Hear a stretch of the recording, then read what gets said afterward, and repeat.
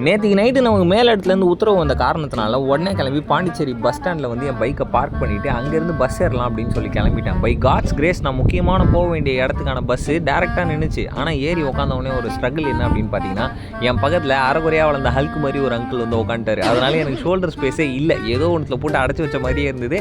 அங்கேருந்து எஸ்கேப் ஆகி நான் இன்னொரு என்ன மாதிரி ஆர்டினரியாக வளர்ந்த ஒரு பக்கத்தில் வந்து உட்காந்துட்டு நல்லா தூங்கலாம் அப்படின்னு சொல்லிட்டு ட்ரை பண்ணேன். அதே மாதிரி நல்லாவும் தூங்கிட்டேன். தூங்கி இறங்கி நான் எந்திரிச்சு பார்த்தா எந்த இடத்துல இருக்கிறேன் தெரியுமா? திருச்சி கிழக்கான்னு தெரியல, பட் திருச்சியில் இருக்கிறேன். இங்கேருந்து நான் தங்க வேண்டிய இடத்துக்கு 6 கிலோமீட்டர். ஆட்டோ கேட்டேன் கைஸ், 300 ரூபா சொன்னாங்க கைஸ். வெறும் ஒரு 6 கிலோமீட்டர் தான் போனோம். பாண்டிச்சேரியிலேருந்து நான் 200 ரூபா பஸ் டிக்கெட்டில் தான் வந்தேன். சரி, அதனால் அப்படியே ரேப்பிடோ போட்டு நானும் ஜாலியாக வந்துட்டேன். ஏர்போர்ட்லாம் தாண்டி வந்து இந்த மோரிஸ் சிட்டி அப்படின்ற ஒரு இடத்துக்குள்ளே தான் வந்து பார்த்திங்கன்னா நாங்கள் தங்குற இடமும் இருக்குது. அங்கே வந்து இறக்கி விட்டாங்க. இறங்கிட்டேன். ஆனால் எங்கே தங்க போகிறோம் அப்படின்றது எனக்கு தெரியவே இல்லை. ஸோ நானும் ஃபோன் அடித்தேன். அந்த நண்பர் எடுக்கல, நல்லா தூங்கினுக்கிறார் போல். 3 மணிக்கு அப்புறம்னாடா முறவாசலா பண்ணின்னு இருப்பாங்க அப்படின்னு சொல்லி கேட்டிங்கன்னா நானும் அப்படி தான் நினச்சிருந்தேன். அதுக்கப்புறம் 3வது காலில் அவர் எடுத்து ப்ரோ எங்கே இருக்க, ப்ரோ நான் இங்கே தான் இருக்கேன், நீ எங்கே இருக்க அப்படின்னு சொல்லி மாறி மாறி கேட்டு கடைசியில் பார்த்தா நான் பின்னாடி பில்டிங்கில் நின்றுக்கிறேன். அதுக்கப்புறம் அப்படிக்கா சுற்றி போயிட்டு ப்ரோவை பார்த்துட்டு சரி ப்ரோவா படுத்து தூங்கலாம் அப்படின்னு சொல்லி நானும் போய் படுத்துட்டேன். புது இடம் இல்லையா, அதனால் தூக்கமே வரல. அதனால் வாங்க ஒரு ஹவுஸ் டூர் பார்த்துடலாம். இதுதான் ஹாலு.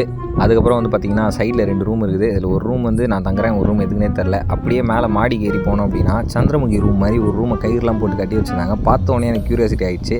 அதனால் அதை தான் முதல்ல திறக்கணும் அப்படின்னு சொல்லிட்டு அப்படி இப்படி திறந்து வெளில போய் பார்த்தா இங்கே பாரு மொட்டை மாடி. அந்த ஏணி ஏறி மேலே போகும்போது தான் நோட் பண்ணுறேன், மேலே ஒருத்தர் மும்முரமாக வந்து பிரேக்ஃபாஸ்ட் சாப்பிட்டுங்கிறாரு. அது இந்த பள்ளி நண்பர் தான்.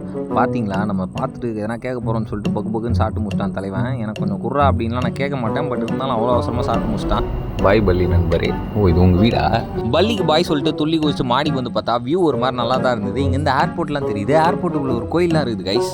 ஸோ எஸ், இதுதான் நான் வந்து இருக்கிற இடம். இங்கேருந்து நான் என்ன பண்ண போகிறேன், அடுத்த 4 நாளுக்கு வந்து நடுவில் ஒரு சின்ன வேலை. அண்ட் 5வது நாள் தான் வந்து பார்த்திங்கன்னா நம்ம முக்கியமாக மேல் இடத்துக்கு போக போகிறோம். அது என்ன மேல் இடம், என்ன எதுன்னு தெரிஞ்சுக்க தொடர்ந்து இந்த 4 நாளையும் vlog பாருங்கள். டே இன் மை லைஃப் மாதிரி சூப்பராக போவோம்.